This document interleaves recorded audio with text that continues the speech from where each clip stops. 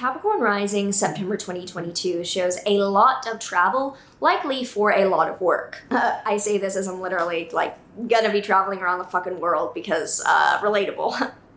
If you are excited to hear about what this September holds in store for you, make sure that you like, subscribe, and hit that notification bell so that you are always up to date with what the stars have in store for you. If you're new here, hello, I am Maren. I make these videos every month for each sign as a practicing astrologer who uses the tropical zodiac and whole sign houses. And if you're also new here, do know that several of the things I'm talking about in these videos, like the new and full moons and the monthly overview, will also be in individual videos. So if you want to check those out for more info, feel free.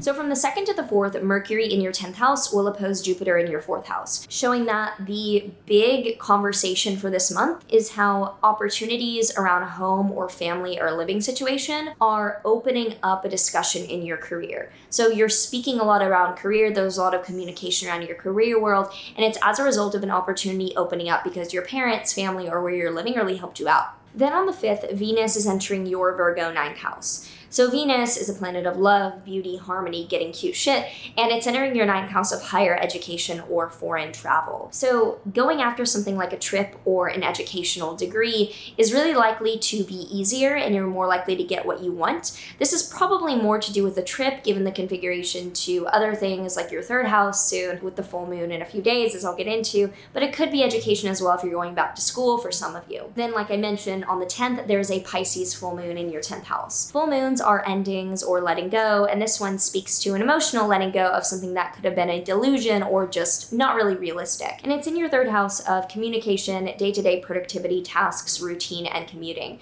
So you could be letting go of trying to accomplish something on a day-to-day basis that is just not feasible, or ending a kind of passion project of creating content that just no longer feels aligned. Now on the same day, Mercury is stationing retrograde in your 10th house. So Mercury retrogrades are times of going back, rethinking, and revising things that you worked on. For you, it's in your 10th house of career and public image, and this will last for the 3 weeks after the 10th. Now, from the 15th until the end of the month, Saturn in your 2nd house will be squaring Uranus in your 5th house, showing that your attempts at being mature, conservative, and very responsible with your money are met with difficulties at attaining that because of chaos in your dating or creative life. I know, for example, for me, it has nothing to do with dating, but just the nature of my lifestyle and the way that I create content and work means that it can be difficult to budget month to month. It's not impossible or anything like that, but being really diligent and on top of books and paperwork is just kind of not feasible right now. I'm just having to be overall responsible, not really too conservative or hardlined with how I'm keeping track of my finances. Then on the 16th to the 17th, there's 2 major things. The Sun in your 9th house is opposing Neptune in your 3rd house. So even though the focus is on your long-term goals, your travel, what you want to attain, your day-to-day tasks and what you're trying to do could be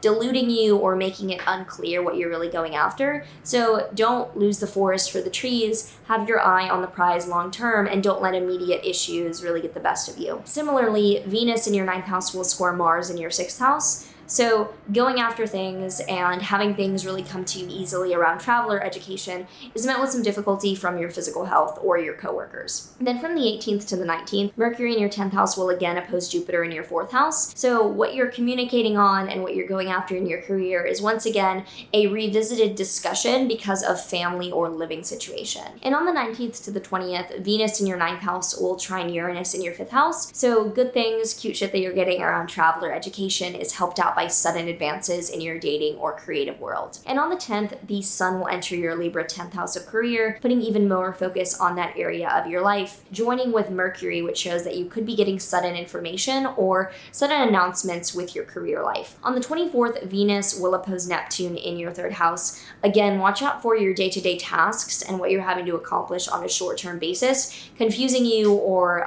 leading you to be a little bit off being able to see the prize at the end of the tunnel, the light at the end of the tunnel, whatever it's called. Don't let what you're immediately trying to deal with make you lose sight of what your ultimate goal is. Then on the 26th, there is a new moon in your Libra 10th house, a new beginning around career, public image, doing something with your professional life. And on the same day, the Sun will oppose Jupiter in your 4th house of home or family. So there's a lot of emphasis on living situation or family still in this career world, as well as on the same day, Mercury will conjoin Venus in your 9th house. So Mercury, communication, and Venus being beauty show that the 26th is an amazing day to make an announcement around travel or education as it pertains to a new beginning in your career.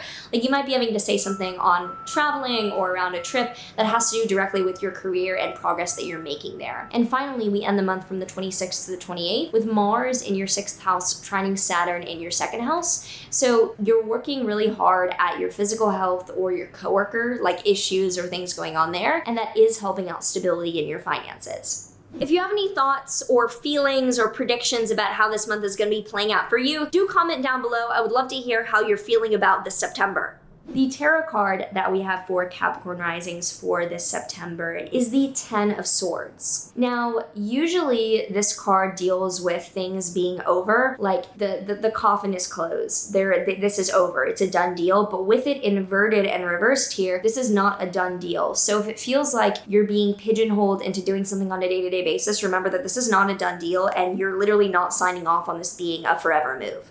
Besides that, I would love it if you subscribed if you have not already. I see that the majority of you have not subscribed who watch these videos, so it'd be cool to get more of you part of the family. I should think of a name for the almost 200. At the time of filming this, there's almost 200K. Hopefully we're over 200K once this video comes out. I should think of a name for you all. We'll see. The marinara sauce. Actually, that's fucking terrible. I need to stop talking.